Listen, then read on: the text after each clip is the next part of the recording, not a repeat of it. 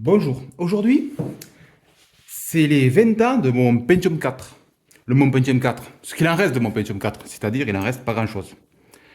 Voilà donc, voilà mon Pentium 4, magnifique. Le Pentium 4, donc je crois, il me semble qu'il est de 2003, donc voilà, enfin, ça fait à peu près 20 ans, un peu plus même, euh, que j'ai ce Pentium 4. Et j'ai tout vendu à l'époque, sauf le Pentium 4 en lui-même. Pourquoi? Je sais pas, je sais plus. Particularité du Pentium 4, donc le Pentium 4, il a remplacé le Pentium 3. Ils l'ont sorti au début c'est un Pentium 4 qui était conçu pour monter très fort en fréquence. Mais pour monter en fréquence, ils avaient modifié la pipeline, elle était trop longue. Bref, le Pentium 3 à 1 GHz allait aussi vite qu'un Pentium 4 à 1 Giga 5 environ. Et surtout, quand ils l'ont sorti, ils avaient mis de la mémoire de type RDRAM, plus connu sous le nom de Rambus. Et très rapide la Rambus, car c'était la concurrente de la SDRAM et DDR en gros. La Rambus était très rapide en fréquence, mais elle avait des latences un peu pourries, et elle le chauffait. Et troisième point, et ce qui a tué la Rambus, les royalties, ça veut dire que... Oula, allez, me voler ma carte. Les royalties, c'est-à-dire que Rambus demandait énormément de royalties quand on voulait utiliser son produit. Résultat, tout le monde le connaît, le résultat, Rambus, ils sont morts. Euh, donc pour remplacer la Rambus, ils ont sorti avec le Pentium 4 avec de la SDRAM. Le problème, c'est que ça castrait totalement le Pentium 4 en performance parce que la SDRAM n'avait pas beaucoup de bandes passantes de mémoire. Ensuite, ils ont sorti sans modifier le Pentium 4 puisque c'est le chipset qui est là, le Northbridge, comme on appelle, qui gérait la mémoire. Donc la mémoire est connectée au Northbridge et le Northbridge est connecté au socket 478 qui est dessus. Donc ils ont sorti une carte mère DDR donc pour gérer la double data rate, donc un doubler la vitesse par rapport à la SDRAM. La SDRAM, en gros, on a un signal carré, hop, qui fait ça. J'arrive pas à faire un carré comme ça. Top, pof, pof, pof, pof, pof, pof. La SDRAM, à chaque montée du carré, ça prend une fréquence. À la DDR, ça le prend aussi à la descente. Résultat, ça double la bande passante par rapport à la SDRAM. Et là, j'ai la chance d'avoir la dernière évolution de la plateforme 478 avec un soit 865, chez le chipset c'est un Intel 865, et la particularité de gérer le double canal DDR, c'est-à-dire que en gros, c'est comme si on doublait la vitesse d'une DDR dans mes deux, et ça fait deux fois la bande passante. Et c'est pour ça d'ailleurs qu'on retrouve deux couleurs, une verte, une violette, pour savoir où mettre les barrettes de RAM sur cette carte mère. Donc là, c'est la version ultime, c'est même plus rapide que la Rambus, puisque la Rambus, oui, c'est plus rapide que la Rambus, puisque c'est sorti bien après la Rambus. Et au final, avec deux canaux DDR, on arrive à avoir des fréquences meilleures, surtout que la DDR a des latences bien meilleures, et ça chauffe pas, oui, d'ailleurs, il n'y a même pas de radiateur sur les barrettes. Cette carte mère, donc, elle a la particularité, je l'aime bien parce que elle a des ports SATA. Et si on utilise Windows XP SP3, il gère les SATA en natif. Résultat, je peux mettre un disque dur SATA, parce que le disque dur IDE, il m'en reste qu'un seul, il fait un bruit de ferraille au démarrage, il met une minute à pouvoir démarrer en faisant clac, clac, clac, clac, et au bout d'une minute, il part. Mais bon, il est complètement mort. Donc là, je vais utiliser pour ce test, oui, parce que le but est de remonter dans un boîtier mon Pentium 4. Pour ce test, je vais utiliser un disque dur de type SATA. SATA 1, c'est ce qui m'arrange. L'ancêtre du SATA, bien sûr, l'IDE et la deux ports. Ça m'arrange aussi puisque j'ai mon lecteur DVD qui est IDE. Les PCI, les ports PCI, là, c'est l'ancêtre du PCI Express. Bien avant le PCI Express, il y avait le PCI tout court. Chaque port, c'est 133 mégaoctets par seconde. Oui, ça va pas bien vite. Le port qui est à côté, c'est un port AGP, Accelerated Graphic Port. Il permettait d'avoir, en gros, c'est un équivalent du PCI amélioré, mais un seul est disponible pour la carte vidéo, et d'avoir 4 fois, la première version, 4 fois la vitesse du 4X, donc, du PCI, et la dernière version, la 8X, qui avait 8 fois la vitesse du PCI. 1 gigaoctet par seconde, donc à peu près. Ouais, c'est pas bien rapide, mais bon, c'était déjà beaucoup mieux que du PCI tout court. Et après, bien sûr, vous connaissez, aujourd'hui, on a du PCI Express, qui est donc, la version, l'évolution de ce format-là. Le Pentium 4, on va en parler, je vais en parler très très rapidement de celui-là, juste surtout. Pentium 4, le premier qui est sorti, le Pentium 4A, le Willamette. Ensuite, il y a eu le Pentium 4 Northwood. Après, il y a eu le Prescott. Bref, le Northwood d'ailleurs, il y a eu deux de mémoire, B et C. Celui-là, c'est les derniers Northwood qu'il y a. C'est le 3 GHz et il gère en plus l'hyper-threading. Donc, c'est-à-dire qu'il a un cœur, deux threads. Euh, les deux threads, je rappelle que le système d'exploitation, lui, voit deux CPU, deux cœurs, il voit. Mais en fait, il n'y en a qu'un physique derrière. Et le deuxième, c'est un truc émulé qui permet d'utiliser, vous savez que pour le processeur est découpé en plusieurs parties, ALU, unité logique, unité flottante, il y a plein de parties. Imaginons que votre programme n'utilise qu'une part de ce processeur.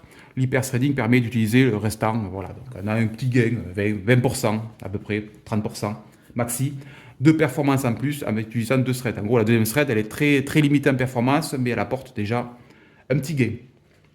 Sachant que, pareil, le Windows SP3 gérait le multithreading, le multicœur surtout. Qu'est-ce que je peux dire d'autre? Donc c'est un 3 GHz hyper threadé, donc c'est un très très bon processeur. Il a été remplacé par le Prescott. Le Prescott, c'est la génération juste après du Pentium 4, toujours en socket 478. Ils avaient doublé le cache. Je crois que celui-là a 256 kg de cache et le Prescott avec 512 kg. Mais ils avaient, pour monter en fréquence encore plus haut, ils avaient modifié, allongé encore la pipeline. Ça veut dire que ça réduisait les performances du processeur qui étaient compensées par le cache doublé. En gros, un Prescott 3 GHz ou un Northwood 3 GHz, le Northwood et le Prescott iront quasi à la même vitesse. La différence, c'est que le Prescott chauffe beaucoup plus. Donc, si vous voulez choisir, prenez un Northwood 3 GHz plutôt qu'un Prescott 3 GHz. Après, si vous voulez un Prescott 3.4, ben, il ira plus vite parce qu'il est à 400 MHz de plus. Voilà. J'ai le ventilateur d'origine Intel. Il fait un bruit d'aspirateur, ce truc d'ailleurs. Et j'ai sorti ça. Ça, c'est une petite résistance qui met là et qui permet de réduire la vitesse du ventilateur. Et la RAM, je vais essayer de ne pas casser, c'est très vieux, donc il faut faire attention de ne pas casser les plastiques. Et la RAM, 1 gigaoctet, donc 2 fois 1, ça fait 2 gigaoctets, ce que pour Windows XP 32 bits est colossal. Il faut bien faire gaffe. Sur ces vieux PC, s'il ne démarre pas, vous enlevez la RAM, nettoyez en contact, c'est une bombe genre W40. Attention, c'est pas du W40 au sens le lubrifiant là. C'est W40 nettoyant en contact. Il faut bien vérifier qu'il est marqué nettoyant en contact sur la bombe, sur la boîte, sur la bombe.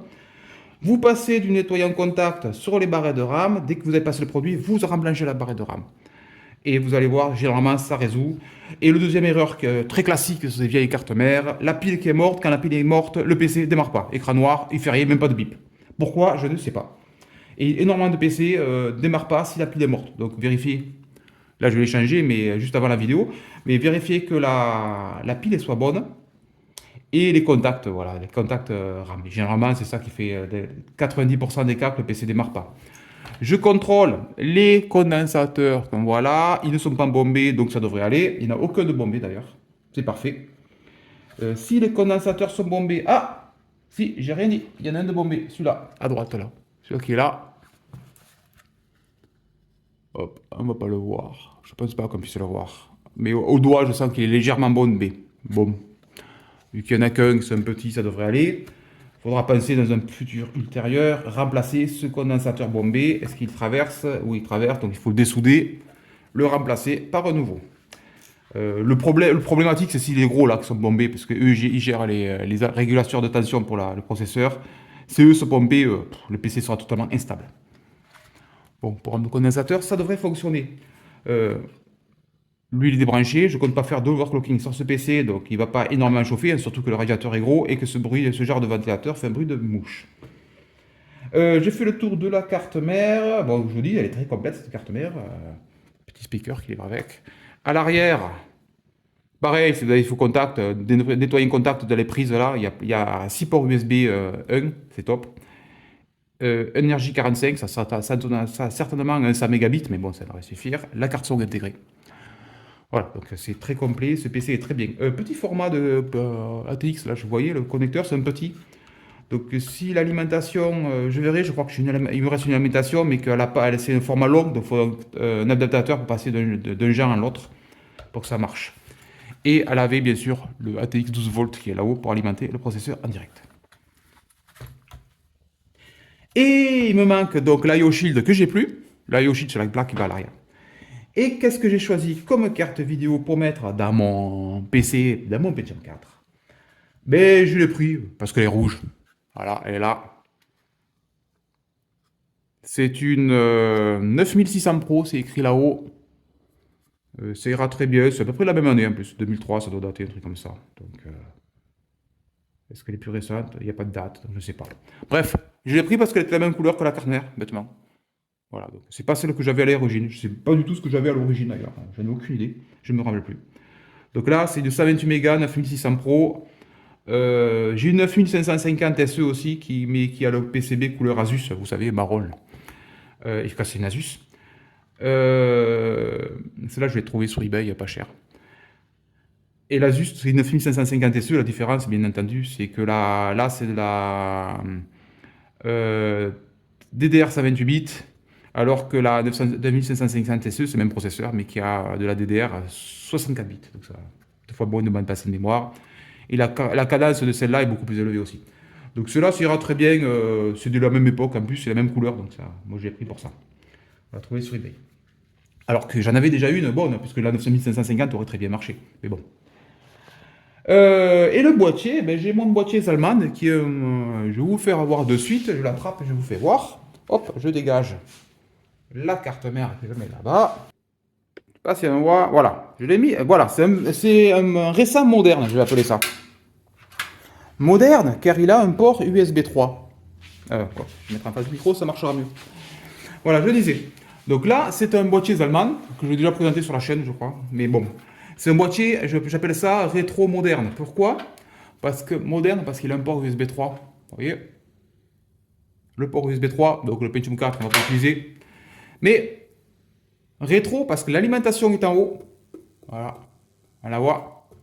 Et il a un emplacement, c'est un pouce un quart, ce que j'avais absolument besoin pour mon Pentium 4. Parce que Windows Display, il ne faut pas compter l'installer, ou sur cette vieille carte mère. On ne peut pas booter sur du clé USB. Donc, il me faut le lecteur CD pour pouvoir, ou DVD. C'est un DVD, je crois d'ailleurs, celui-là, non? Je sais plus ce que c'est. Bon, en plus, il a un format IDE, vous voyez, il y a encore sa nappe là. Vous pouvez voir, il y a une nappe IDE. Ce 66 mégaoctets par seconde, pour information, cette IDE avec blindage, là, vous voyez? Je sais pas si on peut voir. Regardez les pins derrière, on les voit. Il y en a un certain nombre, et pourtant il y a 2 fois plus de fils que le nombre de pins. En fait, quand on a le même nombre de pins que le nombre de fils, ça fait 33 mégaoctets par seconde. Et là, c'était la version avancée du IDE avec du blindage. En gros, c'est des fils de masse qui entre chaque fil de data, il y a un fil de masse. Et ça permet de pousser à 66 mégaoctets par seconde. Pour un lecteur CD, on s'en fout, mais pour un disque dur, c'était important d'avoir plus de bande passante. Et le disque dur, on peut le voir, je l'ai déjà installé. Bon, c'est un vieux truc aussi, je sais pas comment il fait en taille. 80 Go, bon, il est tout petit. 80 Go, c'est un 2 pouces et demi. Et il avait ce boîtier, un emplacement pour un 2 pouces et demi en bas, là. Et un 5 pouces quart en bas. Bon, les 5 pouces quart, j'ai que des gros, donc celui-là ira très bien. Et il a l'avantage d'être au format SATA, ça ira très bien. Et le SATA 1, comme sur ta carte mère, c'est 150 mégaoctets par seconde. Oui, c'est du SATA 1. Donc je vais monter la carte mère là-dedans. Je vous disais tout à l'heure, donc j'ai un petit adaptateur pour changer le jar du grand vers petit, pour la carte mère, pour l'alimentation. Elle a bien un port, voilà, le port d'alimentation du processeur. Et ça devrait être tout bon. Allez, je vous reprends dès que j'ai mis la carte mère dans ce petit boîtier. J'ai installé la carte mère dans le boîtier. Bon, il n'y a aucun problème, ça rentre sans problème, c'est du ATX, donc c'est normal. Particularité, non, rien de particulier. J'ai juste branché ça, voilà, avec l'adaptateur. Il y a des fils de partout, c'est compliqué avec cette alimentation puisqu'elle ne fournit que du SATA. Donc j'ai dû utiliser un convertisseur SATA vers Molex parce que là, vous voyez que je sais pas si on voit beaucoup, mais hop, voilà. Le lecteur CD, il est à Molex, donc il a fallu transformer du SATA vers le bon vieux Molex. la nappe IDE qui prend une place de malade. La carte vidéo qui n'a pas d'alimentation externe, donc c'est parfait, ça va très bien. Donc elle consomme moins de 20 watts cette carte vidéo, donc c'est bon. Et le câble SATA qui est là, et bien sûr les connecteurs en bas. Il y a même un front panel USB 2, donc je l'ai branché, et l'USB 3, ben, je ne l'ai pas branché, il traîne là, puisque je n'ai qu'un emplacement USB externe sur cette carte mère. J'en aurais eu deux, j'aurais pu mettre un adaptateur USB 3 vers USB 2, mais bon là, la carte mère ne dispose pas du port, donc j'ai mis que l'USB 2. Et c'est tout. Donc là, on va se retrouver, je vais le démarrer, j'espère qu'il démarre. Je vais le démarrer. Et on installe Windows XP, SP3 dessus, pour voir si tout se passe bien. Bon, Windows est installé. Il n'y a pas de problème particulier. Ça s'est installé facilement. Bon, c'est un peu long à installer, puis c'est Windows XP. Hop, on va essayer. J'espère qu'on va y voir quelque chose sur cette vidéo, mais ça devrait aller. Donc, on voit bien un Pentium 4 à 3 GHz avec 2 Go de RAM. Il nous précise que la version, vous avez 30 jours avant l'activation, fin d'activation. Et bien entendu, si on voudrait activer Windows, on ne pourrait pas. Les serveurs de chez Microsoft sont éteints. Et oui. Donc c'est un peu embêtant. Donc j'ai préparé quelques trucs sur ma clé USB qui est là. Oui, c'est l'avantage de la SP3, c'est qu'elle gère parfaitement Windows XP, la clé USB, je veux dire. Et normalement, ce truc devrait... Windows NT, on va voir ce que ça fait. Appuyez Entrée sur Continuer. Vous l'avez deviné, c'est à l'ancienne. C'est un petit crack, en fait. Installer un patch QC. On va rebooter, on va voir ce que ça donne. S'il nous prévient encore que c'est pas activé. Ok. Je ferme et je reboot. Hop. Ce fond d'écran horrible rappelle des souvenirs. Oui, j'ai pas d'antivirus installé, effectivement. Gestionnaire de tâches. Et on va voir tout de suite, hop, combien il consomme de mémoire. Voilà, ma souris qui est là, je ne sais pas si vous voyez, je vais le dire à l'oral, 96 mégaoctets de RAM. Eh oui, 96 mégaoctets de RAM. On est très très loin d'un Windows 11. D'ailleurs, il suffit d'aller dans le processus, il n'y a absolument rien qui tourne en fait. Sur Windows 11, il y a des planqués de points .exe qui tournent, des services de tout, là, il n'y a rien de tout, il n'y a que dalle qui tourne. Bon, ce coup-ci, la clé USB est bien reconnue et j'ai mis Snappy Driver Origin dessus. Elle fait 128 Go et j'ai dû la formater en FAT32 en fait. Formater en NTFS, je sais pas pourquoi il n'en veut pas. Bonne question, je sais pas pourquoi. Alors que le disque dur C2 est bien en NTFS. Bon, pas bien grave. En FAT32 ça fonctionne et j'ai bien accès à Snappy Driver. Donc je vais le lancer et on va voir ce qu'il fait. Normalement, il est prévu pour fonctionner sous Windows XP. On va voir ce qu'il fait. Bon, le débloquer ou bloquer, on s'en fout, de toute façon, il n'est pas connecté au réseau. Et là, il a détecté automatiquement des trucs installés. Beaucoup de trucs installés. Ben, je vais tout faire. De toute façon, sélectionner tout à gauche et installer. Et on va le laisser faire installer tous ces drivers. Donc, il y a bien les deux non installés. La carte réseau 100 Mbps ainsi que l'audio. Et le reste, c'est le driver qu'il faut mettre à jour, bien entendu. Il doit y avoir ma Radeon 9600 au milieu qui est là, effectivement. Donc j'installe tout ça, c'est tout automatisé, donc j'ai encore tapé dans cette caméra. C'est tout automatisé, donc on s'occupe de rien, et théoriquement ça devrait marcher. Je vous reprends dès que les drivers sont installés. Bon, l'installation c'est très bien démarré, plutôt rapide même. Et il a installé tous les drivers. Et les verts, c'est ce qu'il a pu installer. Les oranges, ce qu'il faut, c'est installer, mais il faut redémarrer. Donc il suffit de redémarrer pour que ça fonctionne. Bon, j'ai rebooté, les drivers sont installés, ils fonctionnent parfaitement et on peut voir que le navigateur fonctionne. De toute façon, on peut aller sur Google. Je suis déjà sur Google, mais c'est pas grave, je vais juste aller sur google.fr. Google.fr. J'accepte les cookies et on voyait Internet fonctionne. Les navigateurs ne sont plus supportés sous Windows XP. Ça veut dire qu'il faut le maximum qu'on puisse faire, c'est Firefox 52 ESR de mémoire. Sauf que là, j'utilise pas un Chrome Chrome classique, mais j'utilise un espèce de fork qui a été modifié pour tourner sur des vieilles machines, notamment sous Windows XP, et qui se nomme Supermium. Donc vous cherchez Supermium sur GitHub et vous aurez, attends, je pourrais le faire voir, hop, un fork de Chromium pour Windows XP. Et là, on a, donc effectivement, on est sur le site, sur GitHub de Supermium, on va dans Tag.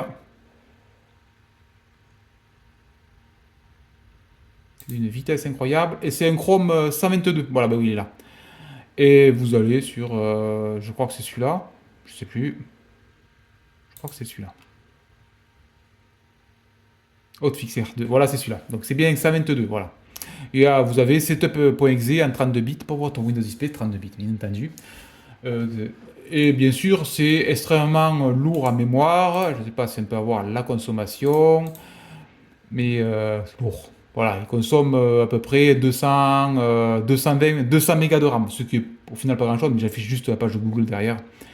Il faut beaucoup de RAM sur votre PC si vous voulez faire marcher un navigateur moderne.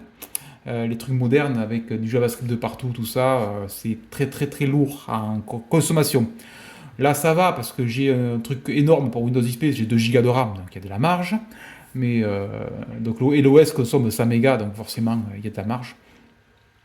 Mais ça reste beaucoup plus lourd que sur un PC classique. Donc si vous voulez utiliser un navigateur, voilà. C'est un navigateur qui fonctionne très bien, qui est maintenu, qui est mis à jour et qui vous permet d'aller sur Internet sans avoir des failles de sécurité absolument de partout. Et je voulais lancer un 3D Mark, on va voir s'il fonctionne, et après j'installerai un petit jeu pour voir si ça fonctionne bien. Bon, 3D Mark 2003, donc de la même année que le PC. Oui, je ne vais pas mettre un 3D Mark de la dernière version sortie, ça ne marcherait pas. Il faut être bien patient parce que c'est pas forcément le PC, mais c'est plutôt le disque dur mécanique. Et en plus, j'utilisais un 2 pouces 1,5 dans mon cas, donc ça accélère, ça arrange pas les choses. Des pouces 1,5 tournent à 5400 tours minute, donc c'est pas très vif, mais bon, ça devrait suffire. Allez, je lance 3D Mark, on va voir ce que ça fait. Je vois dans le retour que mon écran est dégueulasse.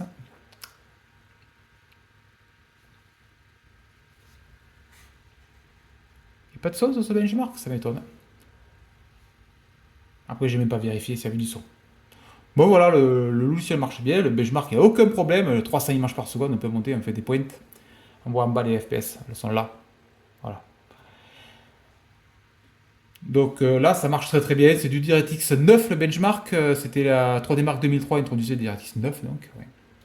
Et on peut voir qu'avec cette 9600 Pro, il n'y en a aucun problème, et le Pentium 4 encore moins, parce que ça c'est pas ce qui va le fatiguer beaucoup. Ce Pentium 4 était vraiment impressionnant de puissance à l'époque quand il est sorti. Pentium 4 Northwood de 3 GHz hyper threadé. En plus, c'est le bus maximum, c'est-à-dire le bus 400 MHz, 800 DDR. Et ça faisait vraiment un bon PC. Après, le problème, c'est que si on veut mettre une carte vidéo plus grosse, on reste limité au port AGP, donc on n'aura pas des cartes extrêmement puissantes. Bien sûr, il y a des cartes vidéo qui ont comme, je ne sais pas si je l'ai quelque part, qui traîne à ma 6600 GT. Elle est là. Voilà, je la mets devant. Oh, est-ce que le PC. Oui, il me fait le focus très bien. Voilà, ça c'est une 6600 GT PT. Donc on voit le connecteur AGP dessous. Elle a 256 mégas de RAM. Et surtout, je ne sais pas si on peut voir juste là, il y a un convertisseur qui transforme. Le GPU, il est PCI Express. Donc il y a une petite puce qui transforme le PCI Express vers AGP. Voilà, donc c'était la bidouille qu'il faisait à l'époque pour avoir la compatibilité AGP. Il prenait une puce PCI Express et il a passé en AGP grâce à une puce de conversion. Et ça c'est puissant, le problème, je sais pas, on va voir, mais là au bout, voilà, vous voyez la Molex, c'est une grosse merde. Parce que les Molex, c'était la reine des faux contacts et la moindre petite variation de puissance là-dessus sur cette Molex, moindre faux contact, le PC plante. Donc j'aime pas du tout cette carte vidéo. Voilà, donc c'est pour ça que j'ai préféré largement la petite, la 9600 Pro que j'ai mis. Ok, elle est moins puissante, mais au moins elle plante pas, il n'y a pas d'alimentation externe à la con en Molex pourri là. Après, ils ont sorti les connecteurs carte vidéo et c'était beaucoup plus stable. Parce que là, c'est vraiment dégueulasse. Bon, je vous reprends après à la fin du 3D Mark. Donc, le score 3500 points.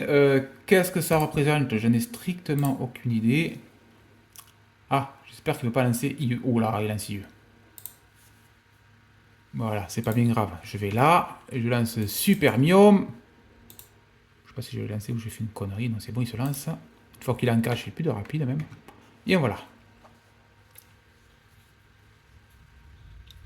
Bah ben, 3D Mark, ils ont éteint leur... ben oui, il est beaucoup trop vieux, c'est dommage. Donc on a bien des points.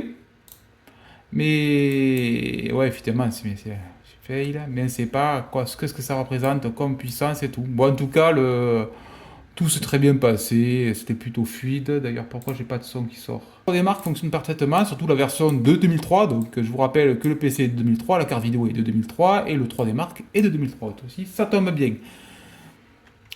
Qu'est-ce que je peux installer d'autre? Je vais installer un petit jeu quand même. Qu'est-ce que j'ai comme jeu? Bon, là.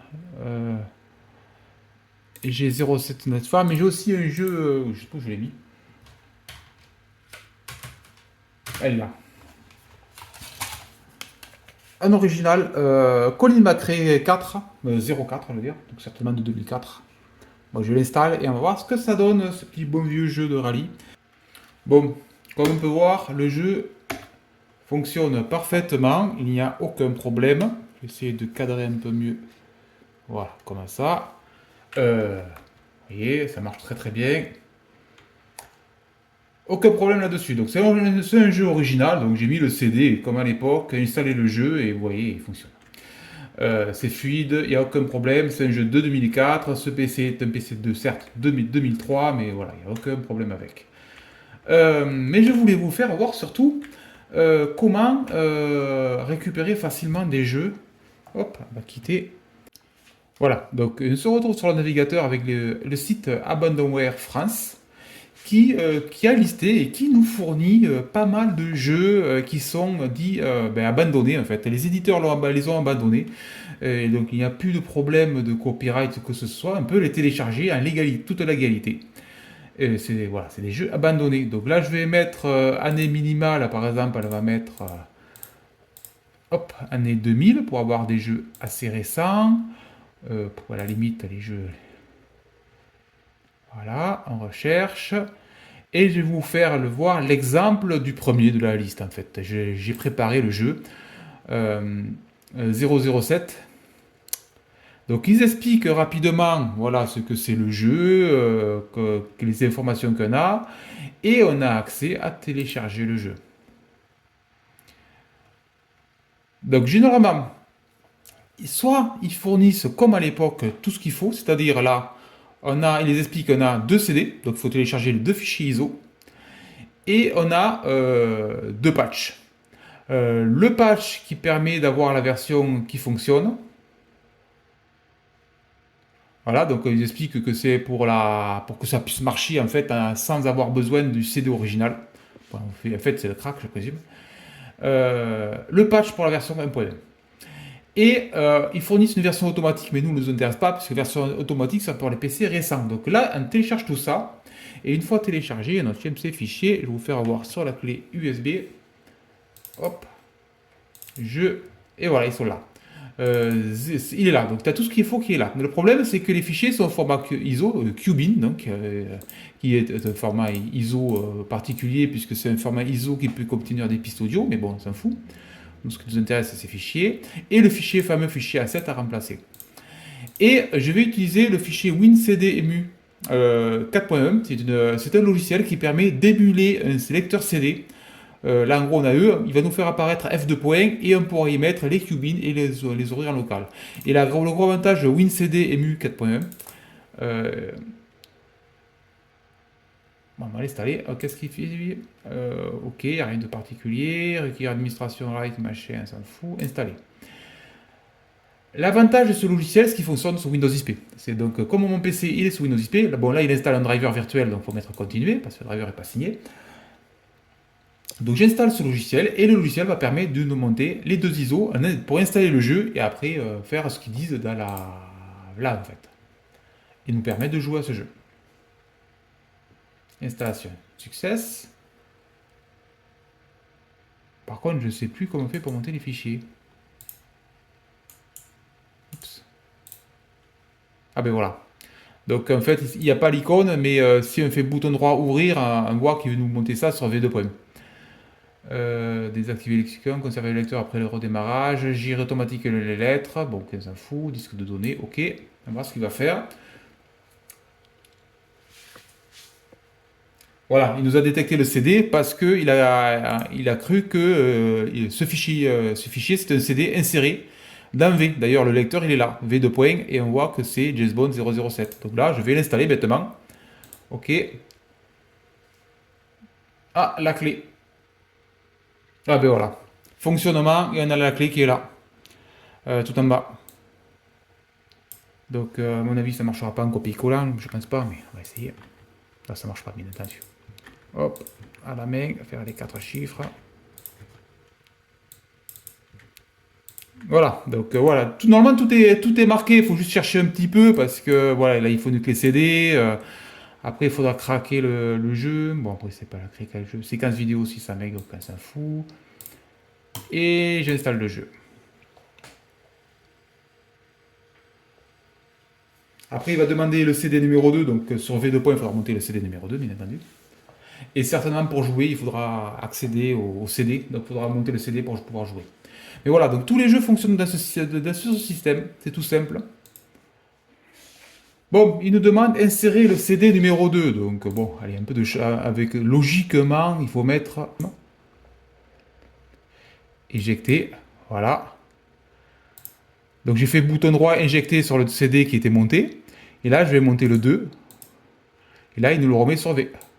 OK. Et là, je peux cliquer sur OK. C'est des fichiers AVI. Bon allez, je vous reprends une fois qu'il est fini d'installer, et après il suffira de copier le fichier A7 au bon endroit. D'ailleurs, on doit pouvoir commencer à chercher où il est. Où il peut être dans ce C2 points, je présume. Afficher le contenu. Programme file. Afficher le contenu. Ouais, ils ne sont pas trop chiants à l'époque sur les fichiers, les répertoires cachés. Vous voyez, il était à peine caché le répertoire. C'est quoi? C'est un IE. Ah ouais, c'est un IE Games. Voilà. Et là, il doit y avoir les fichiers A7007, il est là. Donc le fichier qu'il faut remplacer, il est là. On va attendre qu'il finisse de toute façon. Il va finir ça. Et après, je prendrai le CD que j'ai mis sur ma clé USB que j'ai dû télécharger. On va essayer d'ouvrir un autre. Insérer le CD1. Ben voilà, donc allez, on repart sur la CD1. S'il veut, j'étais où tout à l'heure? Voilà. Bouton droit, donc j'ai dit éjecter. Voilà. Et on remet le CD1 pour qu'il soit content. Ouvrir. V. Voilà. Et on met le CD1. Il est content. Non, je ne veux pas installer des barres. Attention à ça. Il ne faut pas installer des conneries qui ne servent à rien. Surtout sur des vieux PC, ça le ferait ramer. Donc je n'installe pas des saletés qui ne servent à rien. Suivant.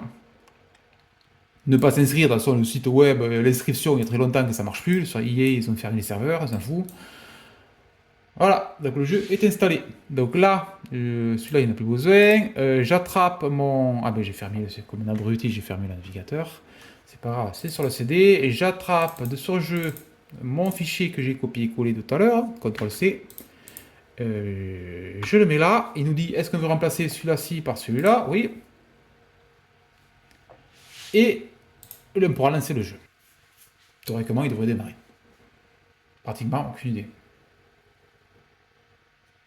Et il démarre. Bon, j'ai pas mis le son, donc vous noterez comme ça, il n'y aura pas de problème avec YouTube, parce qu'on ne sait jamais.